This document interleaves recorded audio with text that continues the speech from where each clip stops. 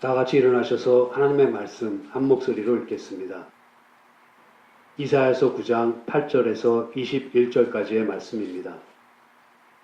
구약성경 976페이지입니다. 8절에서 12절까지만 읽겠습니다. 8절에서 12절 말씀 다 같이 읽겠습니다. 주께서 야곱에게 말씀을 보내시며 그것을 이스라엘에게 임하게 하셨은즉 모든 백성 곧 에브라임과 사마리아 거민이 알 것이오늘 그들이 교만하고 완악한 마음으로 말하기를 벽돌이 무너졌으나 우리는 다듬은 돌로 쌓고 뽕나무들이 지켰으나 우리는 백양목으로 그것을 대신하리라 하도다.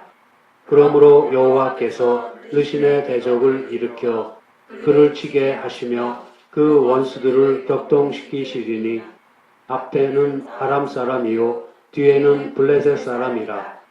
그들이 그 입을 벌려 이스라엘을 삼키리라.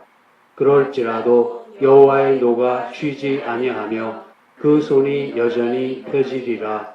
아멘.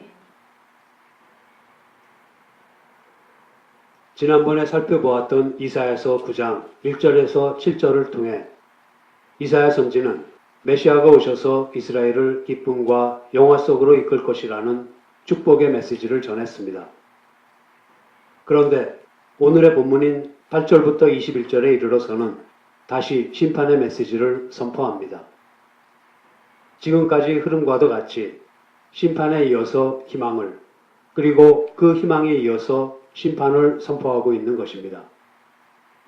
8절에서 21절은 그럴지라도 여호와의 노가 쉬지 아니하며 그 손이 여전히 펴지리라 하는 끝맺은 말로 구분되는 세 단락으로 나누어서 볼 수 있습니다. 그것은 8절에서 12절, 13절에서 17절, 그리고 18절에서 21절인데 모두 북이스라엘에 대한 심판의 선포입니다.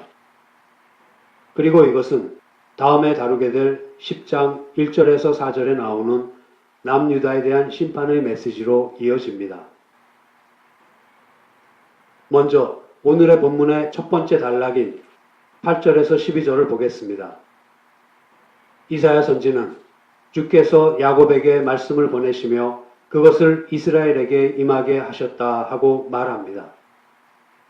여기서 야곱은 이스라엘을 가리키며 말씀을 전하는 자 또는 말씀대로 일어날 사건을 가리킵니다. 북이스라엘에 곧 심판이 오리라는 사실은 널리 알려졌으나 백성들은 오히려 하나님의 말씀을 경멸하여 완악해졌습니다. 에브라임은 북이스라엘 전체를 대표하고 사마리아는 북이스라엘의 수도입니다. 하나님의 심판으로 외국 군대의 침공을 받아 손실을 입는다고 해도 자기들의 힘으로 회복시키면 그만이라는 교만한 마음을 온 백성이 가졌습니다. 하나님께서는 이와 같은 북이스라엘을 르신의 대적, 곧 아수르의 종속국이 된 아람 그리고 블레셋을 들어서 매를 때리실 것입니다. 좀처럼 회개하지 않으려는 이스라엘을 향해 여전히 진노하시는 하나님께서는 그들을 계속 징벌하십니다. 이어서 두 번째 단락인 13절에서 17절입니다. 사람이 범죄할 수는 있지만 중요한 것은 그 죄를 깨닫고 회개하고 죄로부터 떠나는 것입니다. 이사야 선지는 이스라엘이 벌을 받으면서도 하나님께로 돌아오지 않고 만군의 여호와이신 하나님을 찾지 않는다고 애통해합니다. 그들의 이러한 완악한 태도는 더욱 심한 심판을 가져왔습니다. 하나님께서는 위로는 장로와 고위공직자, 아래로는 거짓 선지자들을 심판하려고 하십니다. 부자로부터 가난한 자까지, 늙은이에서 젊은이까지 백성 모두를 심판하려고 하십니다. 백성을 잘못 인도하여 잘못된 길로 가게 하고 마침내는 멸망하게 할 지도자는 물론 약자로서 보호받고 살아야 하는 고아와 과부까지도 용서하지 않으실 것입니다. 자비와 긍휼이 풍성하신 하나님이시지만 고의적으로 악을 행하며 하나님의 뜻을 거스르는 북이스라엘이 돌이키지 않는다면 그들은 결코 하나님의 긍휼을 입을 수 없을 것입니다. 마지막으로 세 번째 단락인 18절에서 21절입니다. 인간의 마음속으로부터 타오르는 죄악의 불길은 온 하늘을 연기로 가득 채울 듯이 그칠 줄 모르고 타오르며 온 나라를 파멸로 이끌어가고 있습니다. 그 위에 하나님의 심판의 불길인 외적의 공격으로 나라가 어려워지자 이스라엘은 동족이 동족을 해치는 지경에까지 이릅니다. 이사야 선지는 이것을 사람들이 자기 형제도 몰라보고 서로 악유다툼을 하며 음식을 빼앗아 먹어도 굶주림을 채우지 못하여 결국 자기 자식까지 먹게 될 것이다 하고 표현합니다. 아브라함의 언약 안에서 형제가 된 이스라엘의 각 지파가 서로 사랑하지 않고 각자의 욕심에 사로잡혀서 서로 싸웠습니다. 북이스라엘 내에서 에브라임 지파와 므낫세 지파가 주도권을 놓고서 서로 싸워서 에브라임 지파가 이깁니다. 이어서 북이스라엘이 주도권을 갖게 된 에브라임은 남유다를 공격합니다. 이와 같은 형제 간의 싸움에 진노하시는 하나님께서 내미신 심판의 손은 여전히 그대로 있을 것입니다. 오늘은 하나님께서 선민으로 삼으신 이스라엘이 얼마나 그리고 어떻게 하나님께서 내려주시는 은혜와 복을 바로 이해하지 못하였기에 그토록 잘못된 신앙의 길을 걸어야 했는지에 대해서 살펴보겠습니다. 이스라엘 백성은 고난받는 종으로서의 메시아가 아니라 영광의 왕으로서의 메시아를 기대했습니다. 이스라엘이 바라보았던 종말은 태초의 회복이었습니다. 그들은 출애굽이 다시 일어나는 것을 태초의 회복, 곧 에덴의 회복으로 보았습니다. 그래서 이스라엘은 그들에게 다시 한번 출애굽의 구원을 가져다 줄 제2의 모세, 즉 영광의 왕으로서의 메시아를 기다리고 있었던 것입니다. 이스라엘 백성은 선민 사상에 의해 구원은 이미 얻은 것이라고 생각했으므로 정치적이고 사회적이고 경제적인 메시아가 필요했던 것입니다. 그러나 구원은 출애굽이 문자적으로 다시 일어나는 것, 이를테면 정치적 자유와 경제적 풍요와 사회 정의의 실현이 아닙니다. 구원은 영생을 얻는 것입니다. 영생은 시간적으로 영원히 이어지는 삶을 말하는 것이 아니라 오는 세상에서의 삶을 가리킵니다. 하나님을 떠나 하나님으로부터 단절되었다가 다시 하나님께로 돌아오는 것이 영생입니다. 그리고 고난받는 종으로서의 메시아로 오신 예수 그리스도의 십자가를 통해서 주어지는 것이 영생입니다. 또한 새하늘과 새 땅이란 하나님께서 다스리시는 오는 세상의 삶을 가리킵니다. 그런데 현재 이 세상에서 살아가고 있는 우리의 삶 가운데에 오는 세상의 삶이 들어와 있습니다. 우리는 그것을 하나님 나라가 이미 우리 가운데 와 있다고 말합니다. 하나님 나라는 공간적 개념이 아니라 통치의 개념입니다. 따라서 온전히 하나님께 순종하는 것이 하나님 나라를 경험하는 것입니다. 그리고 이 땅에서 이미 하나님 나라를 체험하고 맛본 자들만이 그 나라를 소망하게 됩니다. 그 소망을 굳건히 하여서 하나님 한 분만으로 만족하고 하나님의 뜻에 온전하게 순종하는 것이 우리가 가져야 할 올바른 신앙입니다. 그런데 하나님 한 분으로 만족하지 못하고 하나님께서 우리에게 주실 것에만 마음을 두는 것은 옳지 않습니다. 우리는 그것을 기복신앙이라고도 부릅니다. 이스라엘은 주변 여러 나라들 위에 군림함으로써 선민으로서의 자존심과 영예를 드높이는 것이 하나님께로부터 복을 받은 것이라고 생각했습니다. 그래서 고난받는 종으로서의 메시아가 아닌 영광의 왕으로서의 메시아를 기대했던 것입니다. 그러나 그것은 잘못된 신앙입니다. 그러면 우리는 어떻습니까? 현재를 살아가는 우리 또한 하나님께서 주시는 복에 대한 이해가 많이 부족합니다. 복에 대한 바른 이해를 위해서 성경이 말하는 바를 지금부터 따라가 보겠습니다. 성경에 나오는 복에는 눈에 보이는 물질적인 복과 눈에 보이지 않는 영적인 복이 있습니다. 그런데 구약에는 물질적 복에 관한 말씀이 많이 나옵니다. 구약 시대의 율법은 십계명을 비롯하여 이스라엘 백성의 생활 전반을 규정한 하나님의 명령입니다. 하나님께서는 이스라엘 백성을 세상으로부터 거룩하게 구별하기 위해 율법을 주셨습니다. 이스라엘 백성은 율법을 통해 하나님과 언약을 맺게 되었는데 그 내용은 종교 생활뿐만 아니라 사회생활 전반에 관한 것입니다.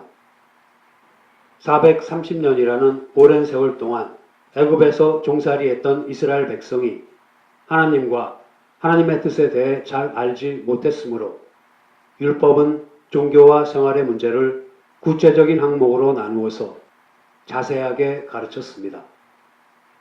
그래서 구약에서 말하는 복은 무지하고 어리석은 백성들도 이해하고 깨닫고 따를 수 있도록 실생활과 밀접한 관계를 가지고 있습니다. 이스라엘 백성은 애굽에서 나와 가나안 땅의 원주민인 이방인들과 힘겨운 전쟁을 치르는 위험한 상황을 겪고 있었기에 자연히 편안하고 안락한 삶을 간절히 바랄 수밖에 없었습니다.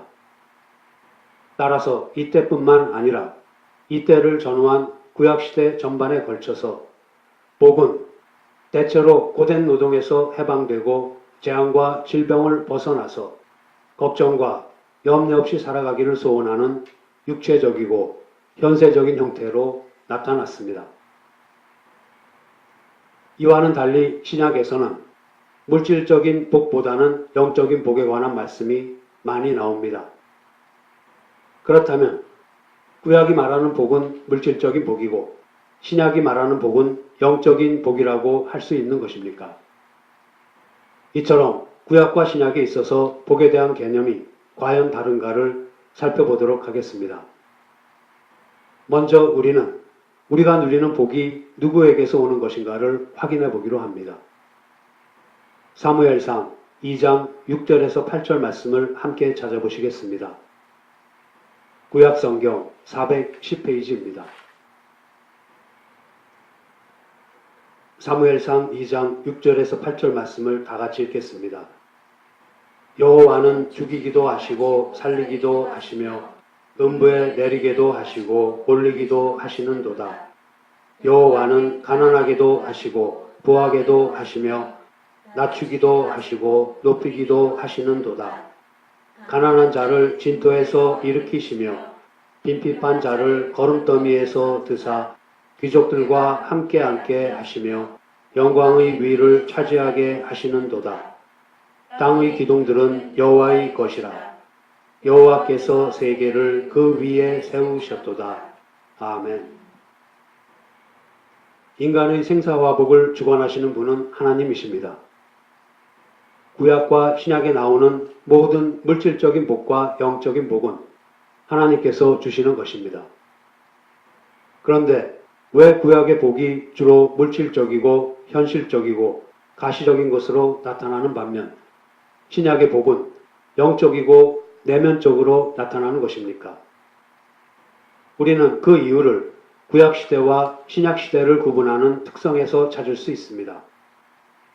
그것은 구약의 특성이 인간의 표면에 초점을 맞춘 형식적이고 외향적인 것이었다면 신약에 와서는 그 특성이 인간의 중심에 초점을 맞춘 신령하고 내면적인 것이 되었다는 것입니다. 그렇다고 해서 구약은 겉으로 드러나고 형식적이기만 할 뿐이고 신약은 내면적이고 영적이기만 하다는 식으로 대조가 된다는 뜻은 아닙니다. 이 두 가지 면은 구약과 신약에서 모두 나타나지만 구약에서는 겉으로 드러나고 형식적인 것이 강조되고 신약에서는 내면적이고 영적인 것이 강조되었을 뿐입니다.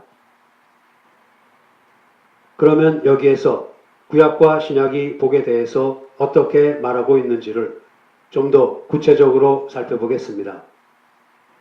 하나님께서는 아담과 하와에게 복을 주시며 이르시기를 생육하고 번성하여 땅에 충만하라. 땅을 정복하라. 바다의 고기와 공중의 새와 땅에 움직이는 모든 생물을 다스리라고 하셨습니다. 그리고 일곱째 되는 날에 안식하셨습니다. 여기에서 복은 생육과 번성과 다스림과 안식의 개념을 담고 있습니다. 그런데 이 첫 창조 때의 복의 개념은 그리스도 안에서 완성될 영적인 재창조 사역의 그림자입니다. 또한 창세기 12장 1절에서 3절 말씀에 나오는 아브라함을 통한 복은 하나님으로부터 선택받은 백성들이 예수 그리스도를 통해 구원을 받게 되는 복을 보여주시려는 하나님의 뜻이 들어 있습니다. 아브라함의 복은 현세적, 육적이면서도 영적인 복입니다. 그것은 하나님께로부터 선택받은 자가 받는 복으로서 신약의 신령한 복을 가리키고 있습니다. 이어서 신명기에서는 하나님께 순종하는 것을 조건으로 해서 복이 주어집니다. 하나님께서 이처럼 순종을 조건 아닌 조건으로 내세우신 것은 가나안에서의 새 생활을 앞에 둔 이스라엘에게 언약 백성으로서 어떻게 살아가야 할 것인가를 가르치시기 위해서였습니다. 이 가르침이 강조하는 것은 복 자체가 아니라 그 복을 주시는 분이 하나님이시라는 사실입니다. 그러므로 신명기에서의 복을 겉으로 드러나는 물질적인 복만으로 보아서는 안 되며 하나님과의 관계가 바르게 될 때에 주어지는 복으로 보아야 합니다. 신명기에 나타나는 복은 하나님과의 바른 관계를 강조합니다. 시가서인 시편, 욥기, 전도서, 잠언, 아가서에서는 복의 내용과 함께 복을 받을 수 있는 사람의 태도와 자격 또한 설명하고 있습니다. 시편의 복은 땅의 소산의 복과 자손의 복, 그리고 공의를 행하는 자에게 주어지는 장수의 복 등에 대해서 말하고 있습니다. 그러면서도 하나님을 의지하여 죄사함을 받는 영적인 복에 대해서 말하는 것도 잊지 않고 있습니다. 욥기와 잠언에서는 복의 열매로서 지혜와 경험, 그리고 성숙 등의 말들이 언급됩니다. 그런데 이 지혜의 격언들을 통해서 복을 베푸시는 하나님의 능력이 잘 나타나고 있습니다. 하나님께서는 하나님을 경외하며 순전하고 정직하여 악에서 떠난 자에게 물질의 복과 자녀의 복을 주십니다. 그리고 율법을 지키는 자에게 장수의 복을 주실 것을 약속하십니다. 특히 욥기에서는 고난을 참고 견딜 때에 하나님께서 영적인 복뿐만 아니라 물질적인 복과 장수의 복과 후손의 복을 갑절이나 주시는 것을 찾아볼 수 있습니다. 우리는 이것으로부터 고난 역시 하나님께서 복을 주시기 위해서 세우신 계획의 일부라는 것을 알 수 있습니다. 예언서의 복은 역사를 지배하고 섭리하시는 전능하신 하나님께서 이스라엘을 회복시킬 것이라는 그 사실이 들어있는데 메시아와 관련지어서 우리는 이 예언서의 복을 이해할 수 있습니다. 비록 구약성경 전반에 나타나는 복이 물질적이고 가시적이고 현세적인 부요함으로 표현되지만 이것 역시 하나님 나라를 가리키고 있는 것으로 그 안에 내면적이고 영적인 의미 또한 가지고 있음을 잊어서는 안 될 것입니다. 신약에 들어서면 복음서에 나오는 산상수훈이 소위 팔복으로 시작하는 것을 볼 수 있습니다. 여기에서의 복은 눈에 보이는 것보다는 눈에 보이지 않는 마음의 상태와 관계되며 하나님의 통치에 순종하는 것으로 이어집니다. 하나님 나라에 들어가려면 자신의 의가 전혀 없음을 깨닫고 먼저 마음이 가난해져야 하고 그리스도의 의 때문에 핍박을 받고 순환의 잔을 마셔야 합니다. 마태가 마음이 가난한 자가 복이 있다고 기록한 데에 비해 누가는 가난한 자는 복이 있나니 너희가 배부름을 얻을 것이미요 라고 기록하고 있습니다.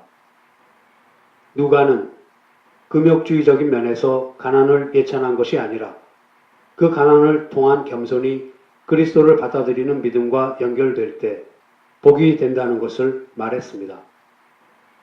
누가는 세상의 부요함이 하나님 앞으로 나아가는 데에 방해가 될 수도 있다는 것을 보여주면서 재물의 축적 그 자체가 복이 아니라 물질을 청지기로서 잘 활용할 때 참된 복이 됨을 가르쳐 줍니다.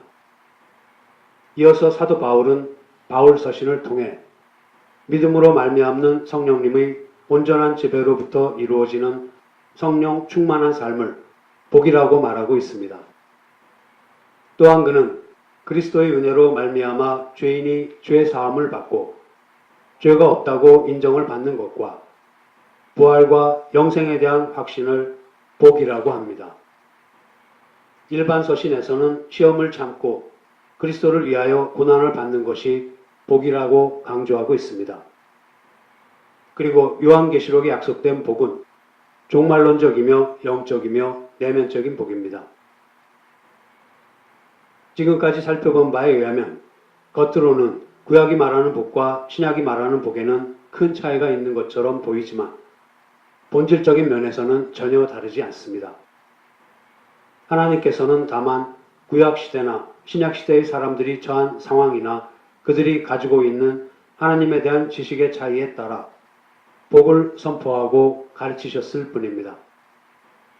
구약 성경에 나타나 있는 물질적이고 가시적이고 현세적인 복은 그것이 전부가 아니라 그 안에 내면적이고 영적인 복을 포함하고 있습니다. 그러다가 신약시대에 와서 그 내면적이고 영적인 복이 강조되어 표면적으로 나타나는 것입니다. 하지만 신약 성경이 이처럼 내면적이고 영적인 복을 강조하고 있다고 해서 현세적인 복을 무시하거나 불필요한 것으로 가르치고 있지는 않습니다.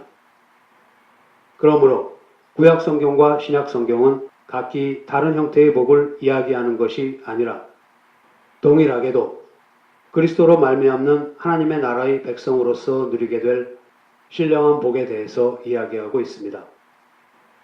그것은 형태가 어떻게 되었든지 간에 구약이나 신약에서 이야기하는 복의 내용과 본질이 바로 예수 그리스도이기 때문입니다. 이와 같은 복에 대한 개념이 바로 서 있지 않으면 우리는 기복신앙에 빠지기 쉽습니다. 기복신앙의 역사는 인류의 역사만큼 오래되었습니다. 인류에게는 오래전부터 애니미즘과 샤머니즘이 있었습니다.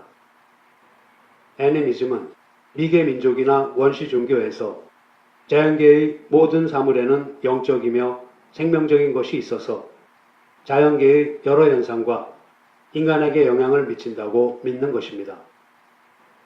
애니미즘에서는 일반적으로 죽은 영혼이나 동식물, 자연 등을 숭배합니다. 샤머니즘은 원시적 종교의 한 형태로서 주술사인 샤먼이 신의 세계나 악령 또는 조상신과 같은 초자연적 존재와 직접적인 교류를 하며 그에 의하여 점, 예언, 병치료 따위를 하는 종교적 현상입니다. 무속신앙에서 무당의 역할이라고 볼 수 있습니다. 이들은 굿이나 부닥거리, 점 등을 통해 신의 뜻을 전달하거나 신의 능력을 빌리려고 합니다. 우리나라에서는 오래전부터 이러한 무속신앙이 민간의 뿌리를 내리고 사람들의 정신과 신앙에 절대적인 영향을 미쳤으며 과학문명이 발달된 현대에 이르러서도 그 영향은 줄어들지 않고 있습니다. 시대나 장소는 바뀌었어도 복을 기원하는 사람들의 마음은 변하지 않았기에 기복신앙은 모양과 이름을 달리하면서 여전히 사람들의 마음을 붙들고 있습니다. 기복신앙이 현재 우리의 삶에 끼치는 영향은 적지 않습니다. 복을 주관하는 신이 누구인가를 알기 위한 노력보다는 그가 누구이든지 관계없이 복을 준다고만 하면 우리는 마음을 쉽게 엽니다. 이와는 대조적으로 화를 입는다고 하면 평소에 믿지 않는 미신이나 인정하지 않는 특정 종교에서 말하는 이유라도 꺼리고는 합니다. 남들이 나쁘다고 하는 것을 굳이 행할 필요가 없다는 생각입니다. 기독교인들조차도 이러한 기복신앙의 영향에서 벗어나고 있지 못한 것은 매우 안타까운 일입니다. 우리는 그것을 예수 믿으면 복 받는다는 식으로 믿음이 오해되는 것에서 볼 수 있습니다. 이처럼 기독교인들이 기복신앙에 빠져드는 가장 중요한 요인 중에 하나로 인간의 마음속에 자리 잡고 있는 자기 실현의 욕구를 꼽을 수 있습니다. 이러한 인간의 자기 실현 욕구가 이스라엘로 하여금 고난받는 종으로서의 메시아가 아닌 영광의 왕으로서의 메시아를 기대하게 했던 것입니다. 더욱이 한국의 기독교인들에게는 한국인의 전통 문화나 종교가 가지고 있는 무속적 배경 또한 커다란 영향을 미쳤습니다. 그 결과 재앙을 피하고 복을 받는 일을 삶에 있어서의 중요한 관심사로 만들어버렸습니다. 무엇보다도 앞서 다루었던 성경이 말하는 복에 대한 잘못된 이해와 가르침이 그 원인이 되었습니다. 특히 구약에서 이야기하는 복에 담긴 내면적이고 영적인 의미를 미처 보지 못하고 겉으로 드러나는 물질적이고 가시적이고 현세적인 의미만을 잘못 적용해 온 데서 문제의 핵심을 찾을 수 있습니다. 만일 우리가 이와 같은 기복신앙을 멀리하려고 노력하지 않는다면 이것은 결국 우리의 신앙의 본질을 흐리게 하는 요인으로 작용할 것입니다. 구원의 복이 가벼이 여겨지면 자기를 부인하고 십자가를 지며 고난 중에도 즐거워하는 우리의 신앙생활 또한 힘을 잃게 됩니다. 그렇게 하다 보면 유감스럽게도 경제적 번영이나 세상에서의 성공 등의 물질적인 면이 신앙의 핵심을 차지하게 됩니다. 결국 우리는 탐심의 노예가 되어서 하나님께 자신을 드리기보다는 오히려 우리의 욕구를 채우기 위해서 하나님을 이용하기에 바쁠 것입니다. 이러한 잘못을 저지르지 않기 위해서 우리는 먼저 성경이 복에 대해서 이야기하는 의미를 바르게 이해하고 가르치며 순종하는 마음으로 배워야 합니다. 그리고 그렇게 배우고 이해한 참된 복의 내용으로 심령이 새롭게 되어 우리의 가치관과 생활 방식에 변화가 있도록 해야 합니다. 그러나 우리는 연약하고 어리석기 때문에 참된 복의 내용을 이해하고 배웠다고 하더라도 실제 삶에서는 시험을 받고 유혹에 빠지기 쉽습니다. 그러므로 시험을 받고 유혹에 빠져 넘어질 때마다 즉시 회개하고 돌이키기를 게을리하지 말아야 합니다. 이스라엘은 잘못된 신앙으로 말미암아 교만해져서 하나님을 무시하게 되었고 그 결과로 심판을 피할 수가 없게 되었습니다. 이처럼 교만이 우리의 눈을 가리우면 하나님의 말씀을 바로 깨닫지 못하고 우리의 욕심에 따라 해석하기 마련입니다. 그 좋은 예가 빌립보서 4장에 나오는 말씀입니다. 빌립보서 4장 8절에서 13절 말씀을 함께 찾아보시겠습니다. 신약성경 322페이지입니다. 빌립보서 4장 8절에서 13절 말씀을 다 같이 읽겠습니다. 종말로 형제들아 무엇에든지 참되며 무엇에든지 경건하며 무엇에든지 오르며 무엇에든지 정결하며 무엇에든지 사랑할 만하며 무엇에든지 칭찬할 만하며 무슨 덕이 있든지 무슨 기림이 있든지 이것들을 생각하라. 너희는 내게 배우고 받고 듣고 본 바를 행하라. 그리하면 평강의 하나님이 너희와 함께 계시리라. 내가 주 안에서 크게 기뻐함은 너희가 나를 생각하던 것이 이제 다시 싹이 나미니 너희가 또한 이를 위하여 생각은 하였으나 기회가 없었느니라. 내가 궁핍함으로 말하는 것이 아니라 어떠한 형편에든지 내가 자족하기를 배웠노니 내가 비천에 처할 줄도 알고 풍부에 처할 줄도 알아. 모든 일에 배부르며 배고픔과 풍부와 궁핍에도 일체의 비결을 배웠노라. 내게 능력 주시는 자 안에서 내가 모든 것을 할 수 있느니라. 아멘. 여기서 특히 13절 내게 능력 주시는 자 안에서 내가 모든 것을 할 수 있느니라는 잘못 해석하면 기복신앙을 부추길 수 있는 구절입니다. 신앙인으로서 내가 모든 것을 할 수 있다는 신념만 있으면 못 이룰 것이 무엇이겠느냐 하면서 적극적 사고방식을 정당화합니다. 그러면 과연 그런지를 확인해 보겠습니다. 빌립보서는 사도 바울의 옥중서신 중의 하나입니다. 사도 바울은 감옥에서 빌립보 교인들에게 이 편지를 썼습니다. 그 무렵 빌립보 교회의 성도들이 로마 감옥에 갇혀있는 그를 위문하러 찾아왔습니다. 그때 사도 바울은 감옥에 갇혀있는 처지였음에도 불구하고 내게 능력 주시는 자 안에서 내가 모든 것을 할 수 있느니라 하고 위문한 사람들에게 말했습니다. 그는 이어서 내가 궁핍함으로 말하는 것이 아니라 어떠한 형편에든지 내가 자족하기를 배웠노니 내가 비천에 처할 줄도 알고 풍부에 처할 줄도 알아 모든 일에 배부르며 배고픔과 풍부와 궁핍에도 일체의 비결을 배웠노라 하고 말합니다. 사도 바울이 위문한 사람들을 기뻐하는 것은 그들이 위문품을 가져왔기 때문이 아닙니다. 자기를 위문한 일로 하나님의 사랑에 동참하고 있기 때문에 기뻐하는 것입니다.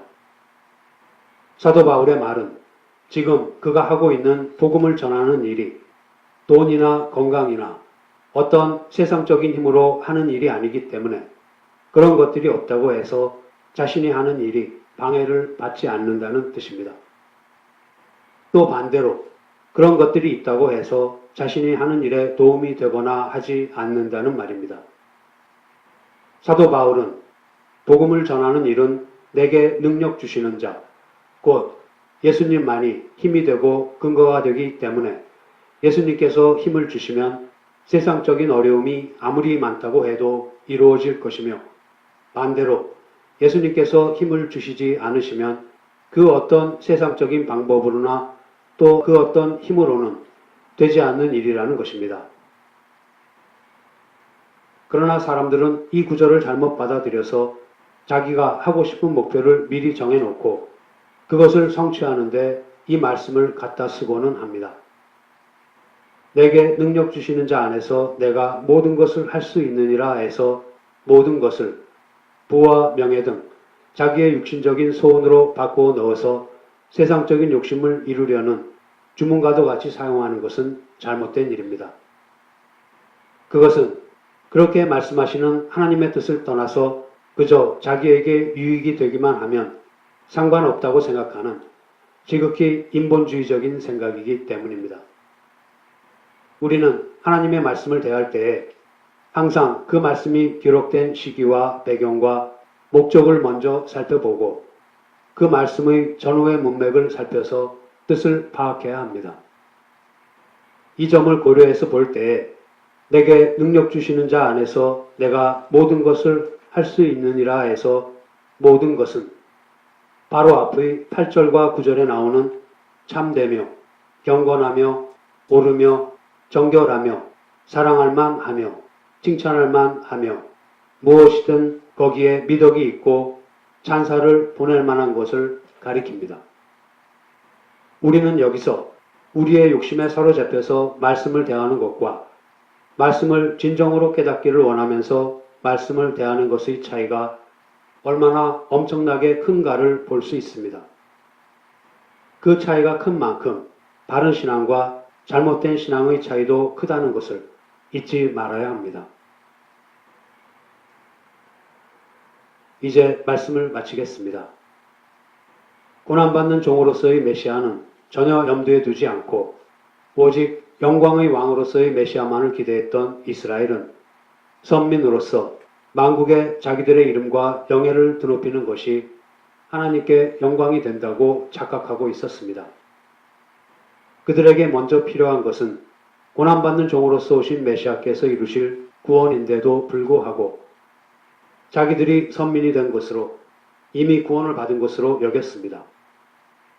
이처럼 그들의 신앙이 본질적인 것에서 벗어나자 하나님의 영광을 위해서 하는 일이 실상은 자기들의 영광을 위해서 하는 일이 되어버리고 말았습니다.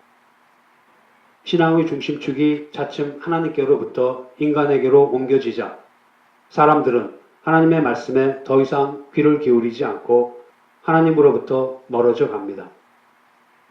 급기야는 하나님을 무시하기에 이른 것입니다. 우리는 그것을 오늘의 본문 9절과 10절에서 볼 수 있었습니다. 이스라엘 백성은 심판의 선언을 들었으나 벽돌이 무너지면 다듬은 돌로 다시 쌓고 뽕나무가 지키면 백향목을 다시 심겠다고 무시하며 하나님의 심판이 임한다고 할지라도 자기들의 힘으로 회복시키면 그만이라고 교만한 태도를 보였습니다. 잘못된 선민사상과 기복신앙에 젖어서 완악하고 교만한 태도로 악을 일삼으며 불경건하고 어리석은 말로 하나님의 뜻을 거스르던 이스라엘은 결국 거듭되는 심판을 피할 길이 없었습니다. 그러면 우리는 어떻습니까?